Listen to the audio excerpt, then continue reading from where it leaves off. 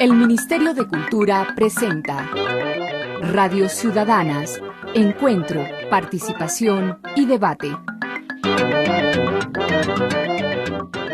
Los nombres de los jóvenes que colaboraron con este programa han sido cambiados para proteger su identidad.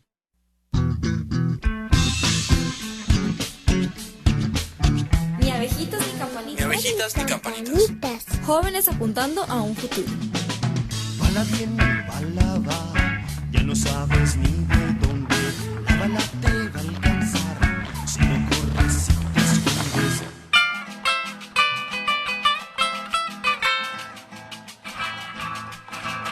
Soy muy feliz de vivir en mi región. Mientras se está en actividades del grupo, se mantiene trabajando con toda la comunidad. Mientras no se está trabajando con la comunidad, hay muchos jóvenes que estudian, hay otros jóvenes que les toca por la situación en la que se vive, de ellos trabajan. También los jóvenes en horas de la noche rumbean y pues los muchachos se van a tomar. Ella es Eloísa, una líder juvenil que vive en una zona de Colombia en donde se presentan enfrentamientos entre grupos armados.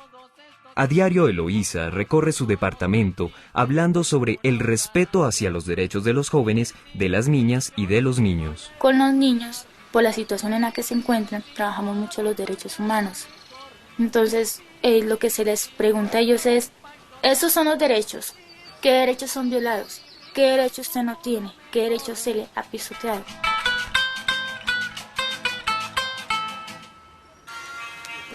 No, mi sueño es estudiar, terminar el bachillerato, trabajar y pagarme mi universidad para que mami no le toque tan duro, toda una vida jodiéndose para sacarnos adelante a mis hermanos y a mí.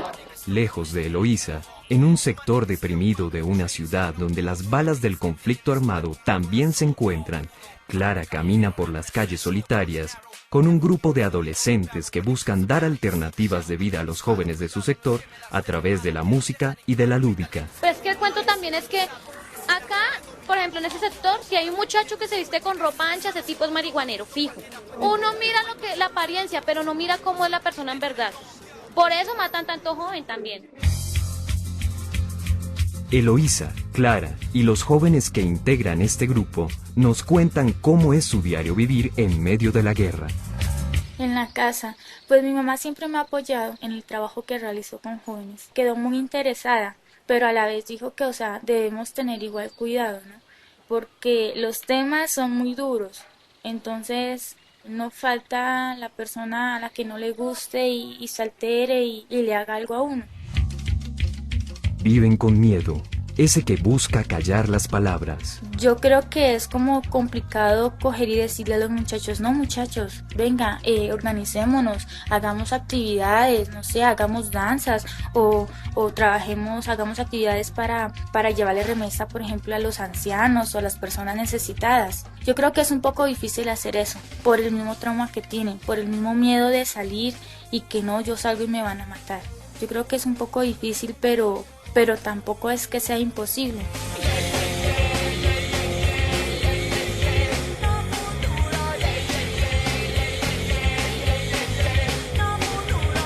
La limpieza siempre, según acá habían dicho que no, que es que según en estos días me han dicho no, que empezaron a hacer limpieza, mamita, que no salga de la casa, porque es que usted la ven por allá arriba y que la matan. Según eso habían aparecido unos letreros que decían que los niños buenos se acuestan temprano, que los niños malos los acostamos y un poco de cuentos ahí que no me trama. Viven en medio de la represión, esa que impide la libertad del pensamiento. Es que uno de joven siempre busca como ser libre, como que no le pongan barreras a uno. Y a mí me parece que le digan a uno, tiene que estar a las 8 de la noche en la casa, le digan, digamos, gente que no es de la familia de uno, diga, usted tiene que estar a las 8 de la noche en su casa porque lo digo yo. No, porque si digamos, los papás de uno lo dejan, uno puede estar hasta esa hora en la calle. No es justificable que vengan a matarlo a uno porque uno está por la noche en la calle. Es que en ninguna forma. Si yo hice algo bueno o algo malo, no importa, no tienen por qué matarme.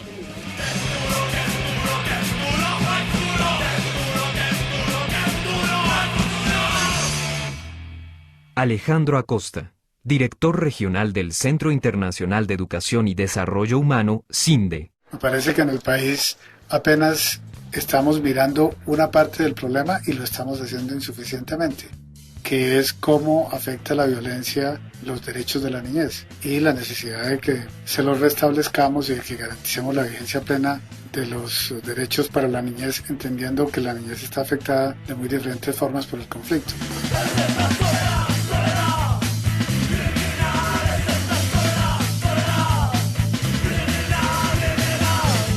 Giovanni Arias, director de la Fundación Dos Mundos. Pues es que cuando el Estado no ha estado presente por la razón que sea, y quien ha hecho de regulador de las relaciones sociales en esos contextos es el actor armado, cualquiera que sea.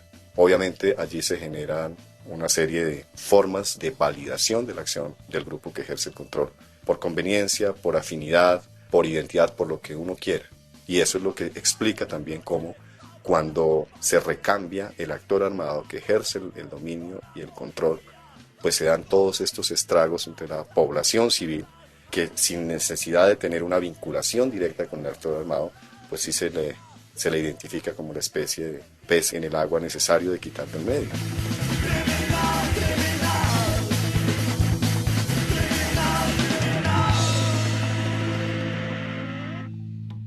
Mientras Eloísa y Clara sueñan y luchan por vivir en un lugar en donde puedan ejercer sus derechos y en donde no exista el conflicto armado, para otros 11.000 niños, niñas y jóvenes aproximadamente, la guerra se ha convertido en su única salida por razones diferentes.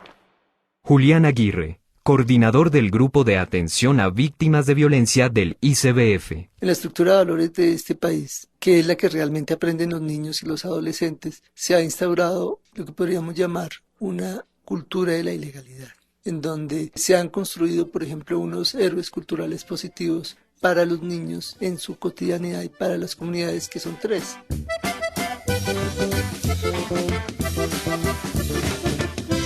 El guerrero, el traqueto, quería ganármela fácil, y el bandido. Porque pobre no me quedo. Sí, que es más hombre con uniforme. Yo les he escuchado a ellos que claro, que las viejas los persiguen, que yo no sé qué es. Tengo mujeres de sobra, de reinas hasta modelos. Esos personajes terminan siendo los modelos sociales a seguir en zonas donde hay una muy fuerte influencia del narcotráfico en todas sus formas de expresión, desde apropiación de la tierra, cultivo, comercialización, exportación, lavado después de esos dineros. Toda esa industria delictiva ha permeado la estructura de esta sociedad, no de ahora, desde hace mucho tiempo. Y no conozco la palabra libertad. Fui secuestrado en una guerra, torturado y preparado para matar. Me he convertido en una bestia. Soy solo un niño que no tiene identidad. Un ejemplo, la guerrilla mató a mi tío, entonces yo voy a entrar a las filas de los paramilitares porque me voy a vengar. Entonces son como esos sentimientos de rencor y de odio que tienen entre un bando u otro. Y si es lo contrario, entonces hace todo en viceversa. Por plata, porque tienen que mantener a una familia. Y eso es lo único que está dando plata a las personas que definitivamente pasan una hoja de vida y dan la dirección Manzana 235, lote 20. Ya, de una vez ya no le dan trabajo. Porque la gente no tiene plata, o sea, aquí se subsiste, no se vive. ¿Sí? Por eso se convirtió en una opción la guerra. Hablan de una calidad de vida mucho mejor a la que tienen. Entonces les prometen muchas cosas buenas, que a la hora de la verdad no son reales. Cuando ya están en estos grupos armados ilegales, se dan cuenta de que no es así. Y cuando quieren salirse no pueden, porque entonces ahí mismo son amenazados. Si se salen, su familia sufre las consecuencias. O sencillamente los matan a ellos mismos.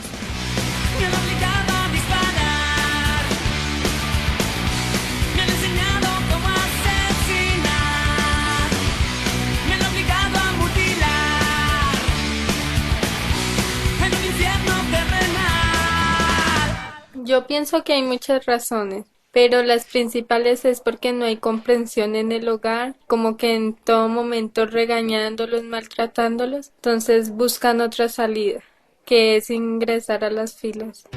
La familia es el primer lugar en donde una persona aprende a hablar con otros, a escucharlos, a amarlos, a convivir. Por eso sus enseñanzas influyen en la vida social de una comunidad. Hay familias en las que los papás como que les hacen caso omiso a lo que quieren los jóvenes, a lo que solicitan, y no les vale nada. Entonces los jóvenes tienen que como que hacer algo como para decirle a los papás, hey, aquí estoy, póngame en cuidado. Cosas que no me gustan de mi familia es que, por ejemplo, mi mamá me critica mucho mi forma de ser, que porque me gusta tal música, que porque salgo con tal persona, que porque hablo con este pelado, con esta niña. Entonces eso es lo que no me gusta, porque ellos critican mucho eso y porque ven que una niña de 15 años que embarazada piensan que yo puedo quedar en lo mismo. No tienen confianza en mí. Pues a mí lo que sinceramente me da tristeza con mi mamá y mi papá, antier que tuvieron una discusión, llegué y medio en un momento de tristeza, llegué y les dije, ¿ustedes por qué pelean? No me contestaron, llegué y le bajé al equipo, ¿ustedes por qué pelean? No me contestaron, me dieron ganas de llorar, me quedé callado, llegué y medio tristeza, y más de una vez les he dicho, ustedes deben de pelear, a ustedes lo que les falta es diálogo. Más de una vez he tenido ganas de decirle a toda mi familia que nos reunamos y hablemos cuáles son los problemas, sino también el miedo que me da es que de pronto me rechacen por las palabras que digo. Y yo a ellos les he dicho que hablemos y todo, sino que ellos se dejan ya desde la ira, la amargura y el rencor que tienen, yo no sé qué es lo que tienen, dicen que se quieren y todo, y más de una los veo peleando.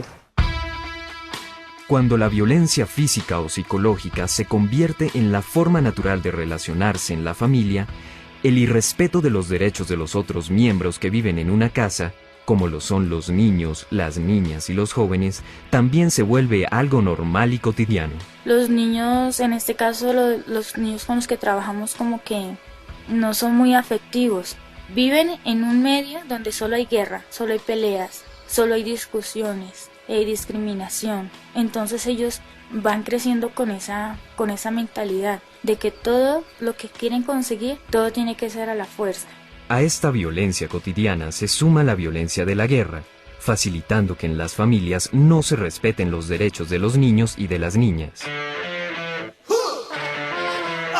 Rommel Rojas, Grupo de Atención a Niños y Jóvenes Desvinculados de los Grupos Armados Ilegales, ICBF. Una primera instancia es que las familias se ven en la necesidad de desplazarse para salvaguardar su vida. Eso es como una cosa importante a tener en cuenta. La otra tiene que ver un poco con la forma en que se relacionan. Los procesos vinculares están allí permeados, en donde son familias que rápidamente sacan a los niños y a las niñas al mundo laboral, donde son presionados para que empiecen a generar ingresos dadas las condiciones de pobreza, donde los mismos niños ven la necesidad de irse de sus casas porque no sienten como el espacio más acogedor ni el espacio más que les garantice unos mínimos afectivos posibles. ¿Qué puede hacer una familia para prevenir que sus hijos se vinculen a los grupos armados? Jorge Vallés, oficial de Proyectos de Protección y Asuntos Humanitarios de UNICEF. Desde, por ejemplo, la promoción de la paternidad responsable, nos parece muy importante en lo concreto el cambio de los modelos y prácticas culturales que fomentan la discriminación de género hacia modelos basados en la igualdad y la responsabilidad compartida. Por ejemplo, la aplicación de leyes y de programas en contra de la violencia doméstica nos parece muy importante, o la aplicación de medidas contra la erradicación de prácticas sociales de abuso contra los adolescentes y los niños, o la capacitación de las familias para que puedan comprender y atender mejor las necesidades de sus hijos en el ciclo de vida de la adolescencia, o, por ejemplo, la creación y fortalecimiento de programas de apoyo familiar, o sea, programas comunitarios de apoyo a las familias.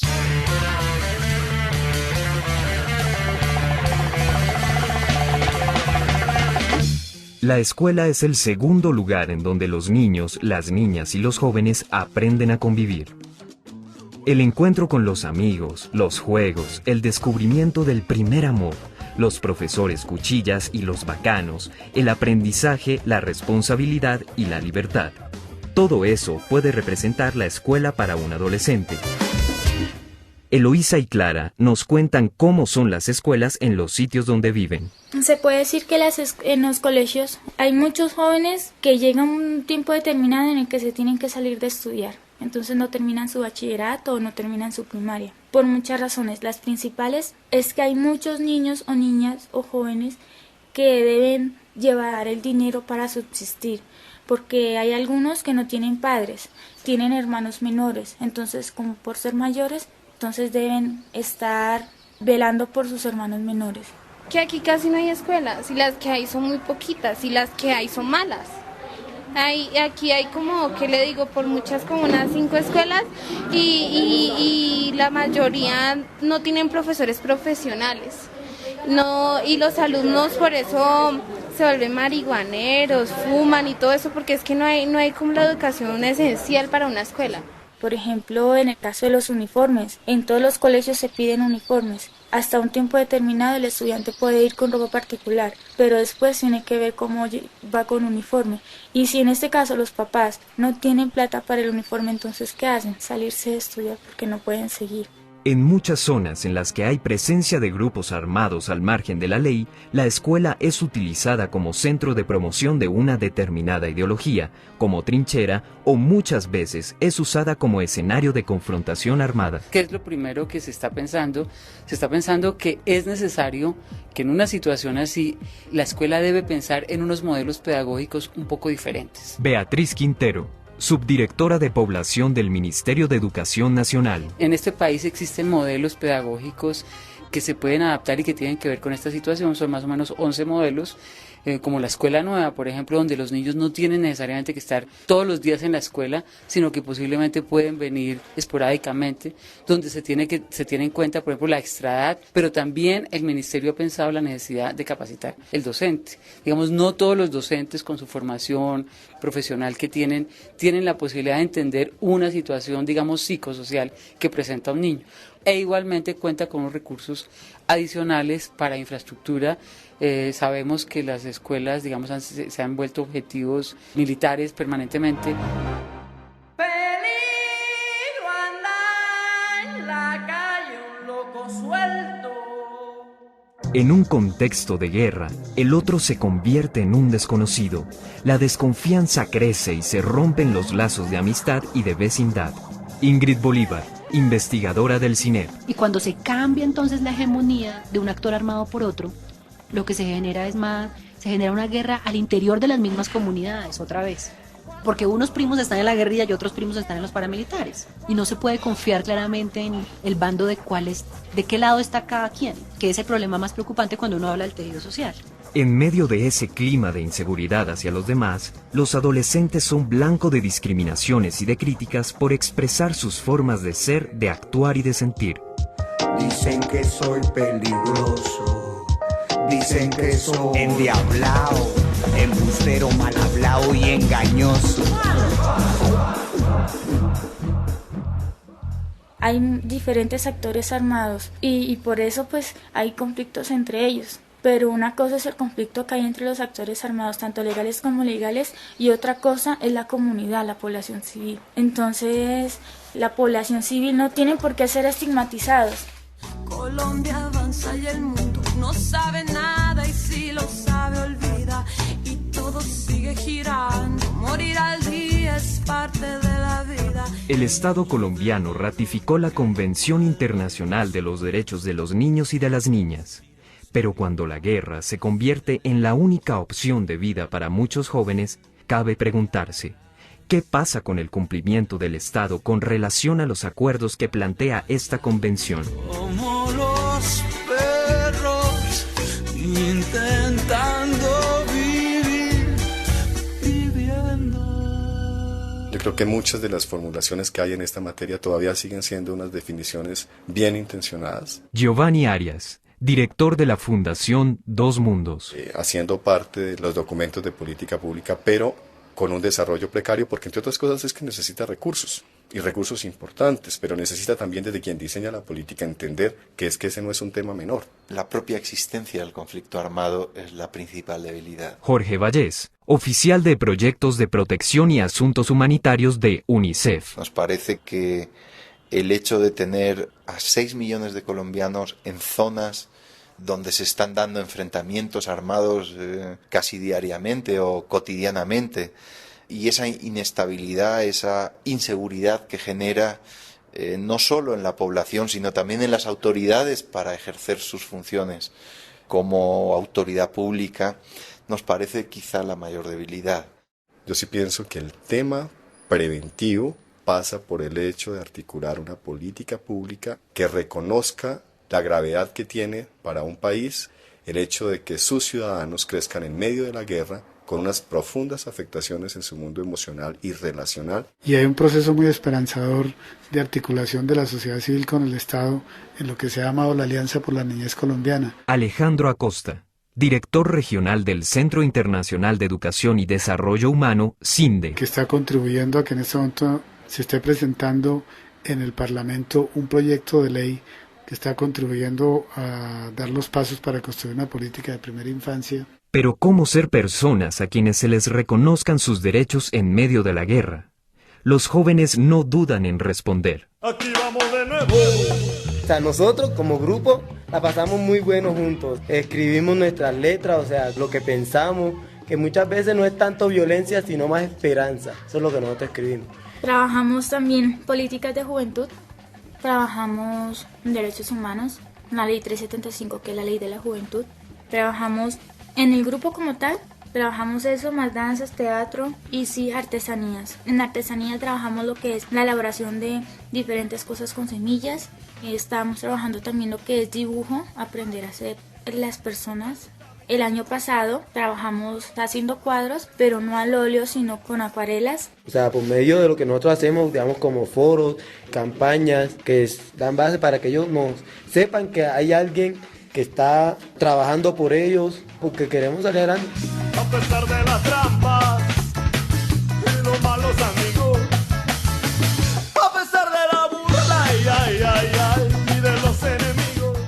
El primer paso para dar una salida a este problema es reconocer que los niños, niñas y jóvenes son personas que también tienen derechos que deben ser cumplidos y que no son objetos de propiedad ni de sus padres, ni de sus maestros, ni de cualquier otro adulto.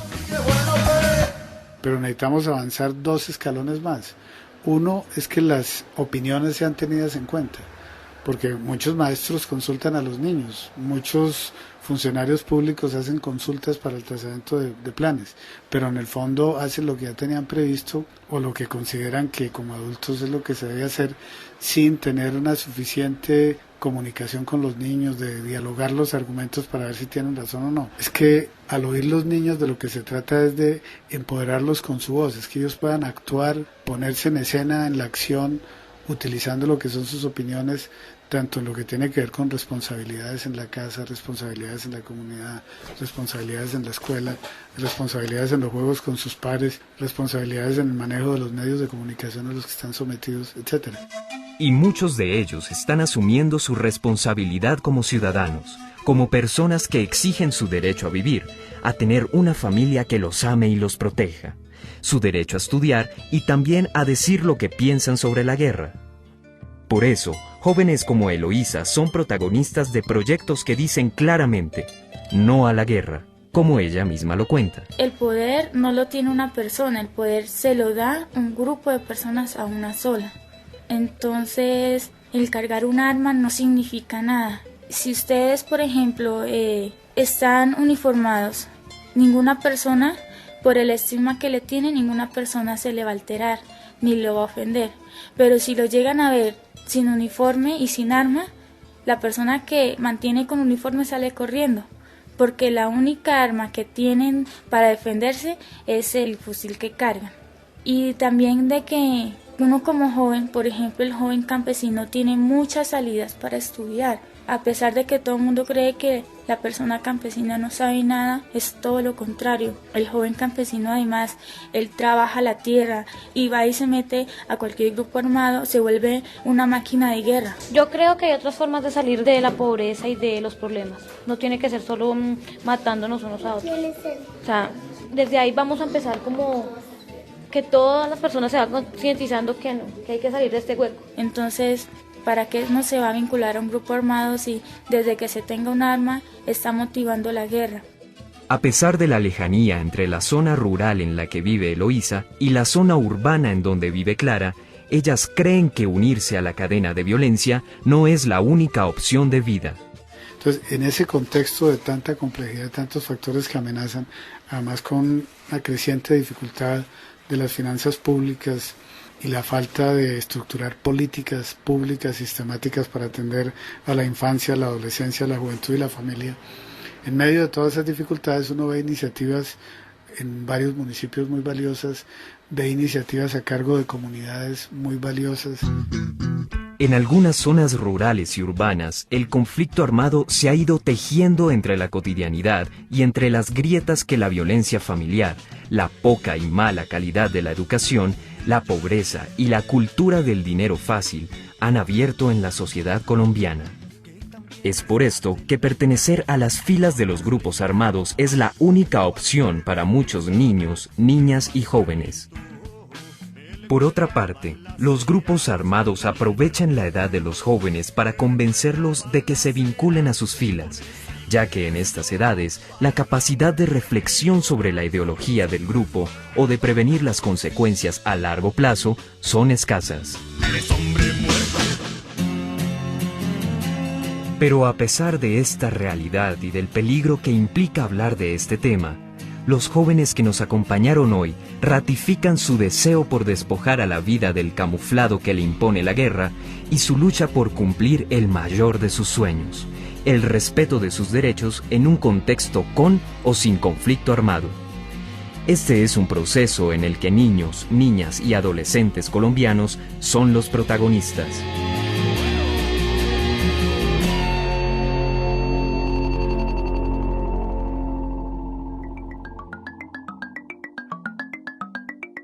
Este espacio fue producido por el Ministerio de Cultura gracias al apoyo del Programa de Naciones Unidas para el Desarrollo, PNUD, y la Agencia de los Estados Unidos para el Desarrollo Internacional en Colombia, AID Colombia. Este programa fue realizado por Paula Andrea León y Oscar Javier Bermúdez. Investigación, Juana Ochoa. Locución, Felipe Andrés Lozano Ortega. Edición y montaje, Estela Carreño. Agradecemos a los jóvenes que nos colaboraron con sus experiencias y opiniones.